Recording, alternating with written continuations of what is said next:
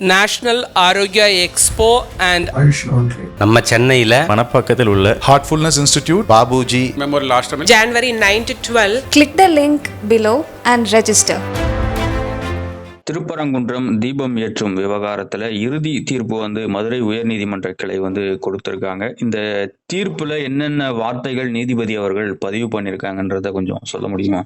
உங்களுக்கு வணக்கம், உங்கள் நேயர்கள் அனைவருக்கும் வணக்கம். இந்த தீர்ப்புரை முருக பக்தர்களுக்கு கிடைச்ச மகத்தான வெற்றி. எப்படி சொல்றோம்னாக்க, இந்த வழக்க சென்னை உயர்நீதிமன்றத்தின் மதுரை கிளையினுடைய அமர்வு, அதாவது மாண்புமிகு நீதியரசர் திரு ஜி ஜெயச்சந்திரன் மற்றும் மாண்புமிகு நீதியரசர் திரு கே ராமகிருஷ்ணன் அவர்கள் முன்னிலையில் விவாதத்துக்கு இருந்த போது அவங்க என்ன கேட்டாங்கன்னாக்கா, இடைக்கால உத்தரவு கேட்டாங்க. அது கிடைக்கல. அதனால அது மேலே கொண்டு போய் சுப்ரீம் கோர்ட்டில் போட்டாங்க. சுப்ரீம் கோர்ட் இந்த அமர்வு விசாரிக்கிறது தடை இல்லைன்னு சொன்னோன்னா, இது இறுதி விசாரணைக்கான முகாந்திரத்தை வச்சு இன்னைக்கு தீர்ப்புரை வந்திருக்கு. அவங்க எடுத்த பாயிண்ட் என்னன்னாக்க, 4 பாயிண்ட். ஒன்று, இந்த தனி நீதியரசருடைய சிங்கிள் பெஞ்சுமாங்க, அதாவது மாண்புமிகு நீதியரசர் திரு ஜி.ஆர். சுவாமிநாதனுடைய தீர்ப்புரையானது மறுதளிக்க வேண்டும். ஏன்னா இது முன்ன இதே மாதிரி விசாரித்த வழக்கினுடைய தன்மையை திருப்பி வருதுனால ஏற்றுக்கொள்ள முடியாது, மறுதளிக்கப்பட வேண்டியது, ரெஸ்டியூடிகேட்டா சொல்லுவாங்க. அதுன்னு சொல்லி ஒரு பாயிண்ட் எடுத்தாங்க. அந்த பாயிண்ட்டை இன்னைக்கு நிராகரிச்சிருக்கு. நம்ம முதலே குறிப்பிட்டோம், 2014 அந்த வருட காலங்களில் வந்த தீர்ப்புரையானது இந்த இடம் யாருக்கு சொந்தங்கிறத குறித்தான ஒரு தகவலை பற்றிய வழக்காக தவிர, இந்த இடத்து தீபத்துள்ள தீபம் ஏற்றணும் அப்படிங்கிற பிரேயரை கேட்டு அந்த ஒரு தீர்ப்புரைக்கான வழக்காக அணுகப்படவில்லைங்கிறது தெளிவாக சொன்னோம். அதுதான் இன்னைக்கு இந்த உயர்நீதிமன்றத்துடைய கிளையானது அமர்வானது அழுத்த திருத்தமாக சொல்லியிருக்கு. அது ஒரு பாயிண்ட்.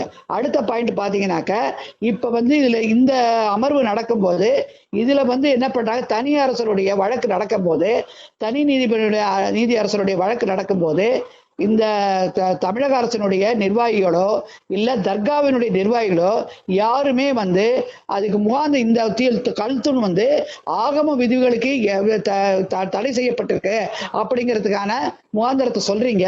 அதுக்கான எந்த ஒரு சாட்சியத்தையும் நீங்க வைக்கவே இல்லை. ஆகம விதிகளால் தடைப்படுகிறது தீபம் ஏற்றுவதுங்கிறத, அந்த இடத்துல ஏற்றுவதுங்கிறது தடைப்படுகிறதுக்கான முகாந்திரம் எதுவுமே வைக்கலன்னு சொல்லியிருக்காங்க. முக்கியமாக மேற்கோளிட்டு, இதுதான் முக்கியமான ஒரு அறிவுரை இல்லது குட்டு இல்லது எதிரொலி தமிழக அரசுக்கு. என்ன சொல்றாங்க பாருங்க, அந்த இடத்துல அமைதியின்மை ஏற்பட்டு விடும் என்று தமிழக அரசு கூறுவதானது அவர்களுடைய கற்பனையில் வரும் பேய், இமேஜினரி கோஸ்ட். நல்ல கவனிங்க, இமேஜினரி கோஸ்ட் அவர் கற்பனையில் வர பேய்ன்னு சொல்றாங்க. இது எவ்வளவு கடினமான வார்த்தைகள் நோக்கி செல்கிறது தமிழக அரசை நோக்கி. மத்திய அரசு இருந்தது, அதாவது ஒரு மத்தியமாக மீடியேஷன் செஞ்சு அமைதியை கொண்டு வர வேண்டிய நீங்க அமைதியின்மை வரும் சொல்லி ஒரு பேசுவது கற்பனையான ஒரு பேய் சொல்றாங்க. அது முத்தின் கொட்டேஷன்லயே சொல்றாங்க, ridiculous are not to believe the fear of mighty state that belying the representatives of Devasthanam to light a lamp at the pillar stone on a particular day in a year will cause disturbance to public peace. ரெடிகுலஸ்ங்கிற வார்த்தைங்கிறது எல்லாருக்குமே புரியும். அர்த்தமற்ற அபத்தமானது, அது யாருமே கடினமான இது நம்பவே முடியாது. இவங்களுடைய தமிழக அரசனுடைய கற்பனையில வருது. அதாவது கோயில் நிர்வாகத்தை தீபத்தை ஏற்றுவதற்கு அனுமதிச்சு இந்த வேலையை செஞ்சானாக்க அங்க அமைதியின்மை வந்துவிடும் என்பது கற்பனையானது ஏற்றுக்கொள்ள முடியாது என்று சொல்லிருக்கு. இன்னொரு விதத்துல பாத்தீங்கன்னாக்க, it may happen only if such a disturbance is sponsored by the state. அது எப்ப நடக்கும்னாக்க, அரசாங்கமே அந்த மாதிரி ஒரு கலவரத்தை உருவாக்குமே ஆனால், நல்ல கவனிங்க, உருவாக்கவே ஆளால் என்று சொல்லியிருக்கேன். அதனால நாங்க என்ன நினைக்கிறோம்னாக்க, we pray no state should will stoop to that level. அந்த அளவுக்கு அரசு இறங்காது அப்படின்னு நாங்க நினைக்கிறோம் சொல்லிருக்காங்க. எவ்வளவு கடினமான வார்த்தைகள், எவ்வளவு ஷார்ப்பான வார்த்தை, கூர்மையான வார்த்தைகள் தமிழக அரசை நோக்கி நீதிமன்றங்கள் வைக்கிறதுங்கிறத இங்க நிச்சயமா பார்க்கணும். காரணம் என்ன? காரணம் என்னன்னாக்க, தனி நீதி அரசருடைய ஆணையை மதிக்காமல் அங்க சிஎஸ்ஐஎஃப்ஐ உள்ள விட வச்சது. 2வது, அது மேல்முறையீடு எடுத்துட்டு போறது, மேல்முறையீடு தாண்டி உச்சநீதிமன்றம் போடுது, உச்சநீதிமன்றத்தில் செலவழிச்சது, அங்கேயும் உங்களுக்கு தடையாணை கிடைக்கல. இப்படி பார்த்தீங்கன்னாக்க அவங்க எந்த அளவுக்கு கீழே இறங்குறாங்கன்னு சொல்லி குத்தி காட்டுது சென்னை உயர்நீதிமன்றத்துடைய கிளை அமர்வில் இருக்கிற இரு நீதியரசர்களோட அமர்வு. இது இதை செய்யறதுக்கு காரணம் என்னங்கிறது சொல்றாங்க பாருங்க. We pray no state will shoot to that level to achieve their political gain, to achieve their political agenda. தன்னுடைய அரசியல் சம்பந்தமான முகாந்திரத்தை வெற்றி அடைவதற்கு இந்த மாதிரி அளவுக்கு இறங்குவாங்க. என்ன அவங்க வந்து நாங்கள் கற்பனை கொட்டி கூட பண்ணி பார்க்கறது இல்லை அப்படி சொல்லியிருக்காங்க. இந்த பில்லரானது, இந்த தூணானது அந்த தர்காவுடைய சம்பந்தப்பட்ட எந்த விதமான இவங்களுக்கு தான் சம்பந்தங்கிறதுக்காக எந்த விதமான முகாந்திரத்தையும் எவிடன்ஸையும் அவங்க வைக்கவே இல்லை. அதனால ஏற்றுக்கொள்ள முடியாது. இன்னொரு சந்தர்ப்பம் என்னன்னாக்க, தமிழக அரசுக்கு கிடைச்ச சந்தர்ப்பம், இதை பயன்படுத்தி காவல்துறை நிர்வாகமும் அதாவது அந்த ஆட்சியாளர் நிர்வாகமும் இணைந்து அந்த இடத்துல ரெண்டு சமூகத்திற்கு இருக்கிற மதபேதங்களை போக்கி அமைதியை உண்டாக்குவதற்கான நல்ல சந்தர்ப்பத்தை கிடைச்சது. ஆனா அதை மாத்தி தவறுதலாக பயன்படுத்த முயற்சிக்கிறது அரசுன்னு சொல்ற மாதிரி கடினமான வார்த்தைகளை கொடுத்துருக்காங்க. இப்ப பாருங்க, ஒரு அதான் சொன்ன மாதிரி அந்த இடத்துல வந்து law and அடுத்த பேரால சொல்றாங்க, apprehension of law and order was an imaginary ghost created by the state authorities for the convenience to put one community against the other under suspicion. ஒரு சமூகத்தை இன்னொரு சமூகத்துக்குள்ள வந்துருமோ ஒரு சந்தேகத்தை வச்சு உருவாக்குற ஒரு கற்பனையான ஒரு பேய்ங்கிற அளவுக்கு சொல்லியிருக்காங்க. யாருடைய எண்ணத்தை? தமிழக அரசுடைய சொல்ற கூற்ற. இது எவ்வளவு கடினமான வார்த்தைங்கிறத திருப்பியும் அழிச்சு சொல்றோம். இன்னொன்னு, அதாவது அந்த மாவட்ட நிர்வாகம் என்ன பண்ணிருக்கோம்னாக்க, ரெண்டு பேருக்கு உள்ள இடையில இருக்கிற அந்த வேதத்தை குறைச்சு அமைதியை உண்டாக்குறதுக்கு இதுல கையில எடுத்திருக்கணும். அதை முக்கியமா தவறிட்டாங்க அப்படி சொல்றாங்க. அது முக்கியமா இன்னொரு விஷயம், இதுல அறநிலையத்துறைக்கு எந்த முகாந்திரமும் இல்லாத மாதிரி ஒரு கூற்று வைக்கிறாங்க. என்னன்னாக்க, அந்த இடமானது ஆர்கியாலஜிக்கல் சர்வே ஆஃப் இந்தியா தொல்துறை இருக்க அவங்களுக்கு சொந்தமான இடம், அந்த சட்டத்துக்கு கீழே தான் இது வந்திருக்கணும். அதனால அந்த நிர்வாகத்தை போய் அந்த துறையில் இருக்க நிர்வாகிகளை இந்த மனுதாரர்கள் அணுகி அவங்க எத்தனை பேரை அலோவ் பண்ணலாம், எத்தனை பேரை அனுமதிக்கலாம், அவங்களோட சேர்ந்து என்னைக்கு பண்ணணுங்கிறத முடிவு செய்து பண்ணலாம் சொல்லுங்கிற ஒரு அனுமதியை கொடுத்துருக்காங்க இந்த தீர்ப்புரையில. அடுத்தது பாத்தீங்கன்னாக்க, முதல்ல கொடுத்த தீர்ப்புரையின்படி பாத்தீங்கன்னாக்க, டிசம்பர் 1ஆம் தேதி கொடுத்த தீர்ப்புரையின்படி பார்த்தோன்னாக்க, திருப்பரங்குன்றத்துடைய அந்த அருள்மிகு சுப்பிரமணிய சுவாமியினுடைய கோயிலில் இருக்கிற நிர்வாகிகள் அவங்கள வந்து அங்க அந்த தீபத்து உள்ள ஏத்த விட்டுருக்கணும். ஏன்னா இவங்க வந்து அந்த திருப்பரங்குன்றையில் மேலதான் இருக்கு, உச்சி மேலதான் இருக்கு, அதை செய்ய தவறிட்டாங்க. அதை செய்ய தவறிட்டு தனியார் நீதி அரசருடைய அந்த ஆணையை அன்னைக்கே மதிக்காம அந்த இவங்களை வந்து இவங்க பேர் என்ன பக்தர்களை அவங்களா ஏற்ற விட்டுருந்தானாக்க இந்த மாதிரி ஒரு சுச்சுவேஷனை தவிர்த்திருக்கலாம். இது வந்து கண்டெம்ட் ஆஃப் கோர்ட், அதாவது அவதூறு, அவமதிப்பாக நீதிமன்றத்தை அவமதிப்பாக செய்யும் செயல் என்று கருதப்படும் என்று ஆணித்தரத்தமா சொல்றாங்க. இப்ப போலீஸ் ஆகட்டும், இந்த அரசாகட்டும், தர்கா ஆகட்டும், பக்போர்டு ஆகட்டும், இவங்கள்லாம் இந்த டிவிஷன் பெஞ்ச் தான், இரு அமர்வு பெஞ்சில் அமர்வில் தான் வராங்க. யாருக்கு எதிராக? தனி அரசருடைய நீதி உறுப்பினர். தனி அரசு நம்ம குறிப்பிட்டது போல நடந்த போது அங்க வந்து குறுக்கிட்டு அவங்க எந்த முகாந்திரத்தையும் எடுக்கலங்கிறத சுட்டி காட்டுறாங்க.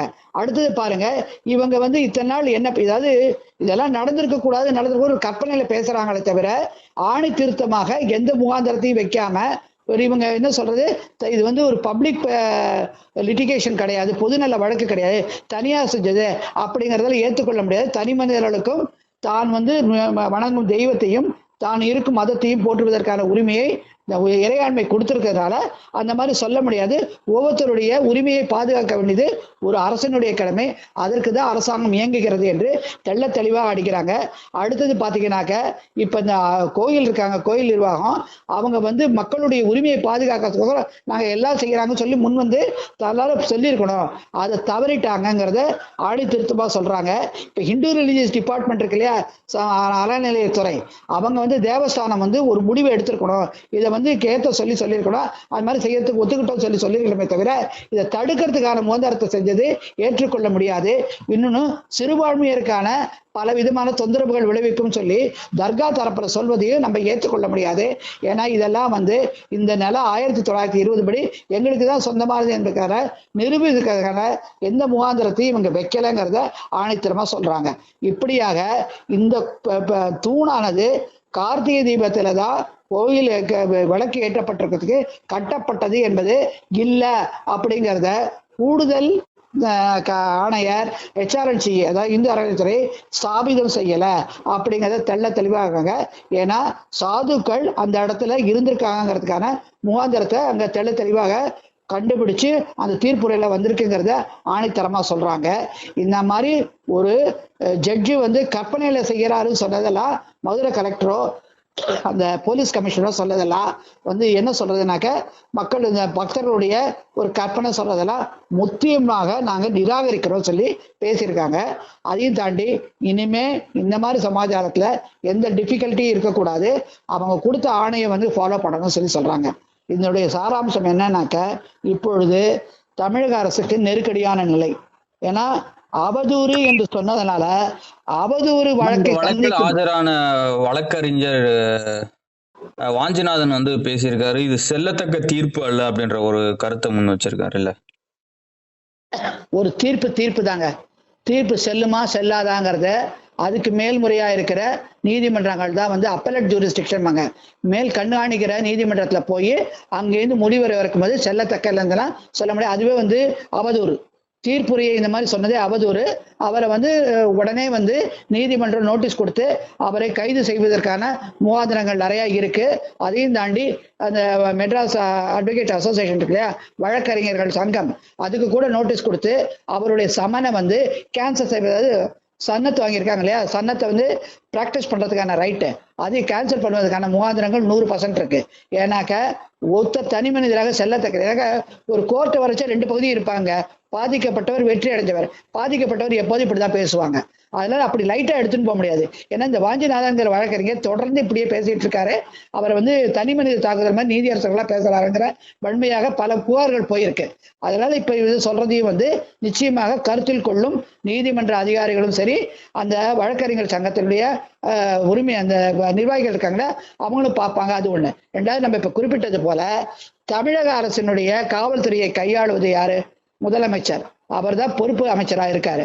அவர் ஒண்ணு. அறநிலையத்துறை அமைச்சர் யாரு? சேகர் பாபு அவர்கள். இப்படியாக அவங்கள அவதூறு வழக்கில், அதே மாதிரி அந்த ஆட்சியாளர், அதுக்கப்புறமா அந்த ஜாயிண்ட் காவல்துறை ஆணையர், இவங்க எல்லாருமே அவதூறு வழக்குல சுவமோட்டாவை தானாக எடுத்து நோட்டீஸை கொடுத்து அவங்கள கன்விக்ஷன் அரெஸ்ட் பண்ணுவதற்கான முகாந்திரங்கள் உண்டு.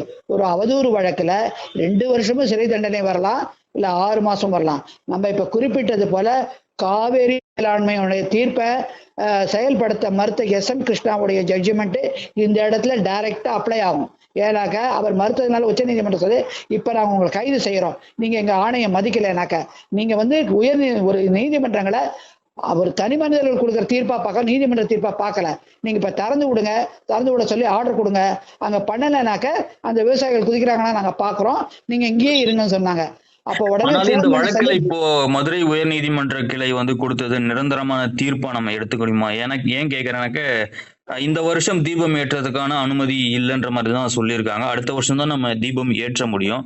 அடுத்த வருஷமும் வரக்கூடிய ஆட்சியாளர்கள் இதே போன்ற ஒரு பிரச்சனையை ஏற்படுத்தினாக்க மறுபடியும் நீதிமன்றத்துக்கு போய் தான் ஆகணும். நம்ம ஒரு நிமிஷங்க, நீங்க கேட்க கேள்விக்கு சகோதரர், அதாவது இந்த இப்ப கூட 1ஆம் தேதி ஏற்க தடுத்தது வந்து தமிழக அரசுங்கிறது தெளிவா சொல்றாங்க.